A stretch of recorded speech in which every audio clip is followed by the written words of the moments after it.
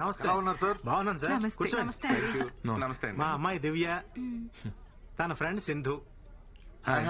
Hi. ఏమ్మా నువ్వా?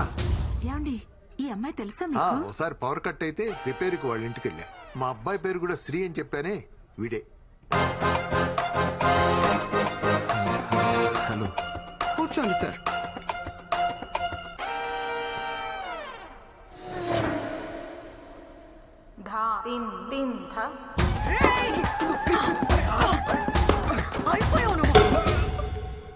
నీ ఫ్యూచర్ చాలా పెయిన్ఫుల్ గా ఉంది అల్లుడు. సరిగ్గా చూడు, పక్క నువ్వు కూడా ఉన్నావు.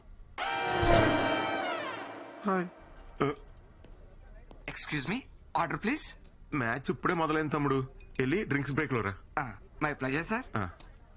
సార్ కి అమ్మాయి నచ్చిందా?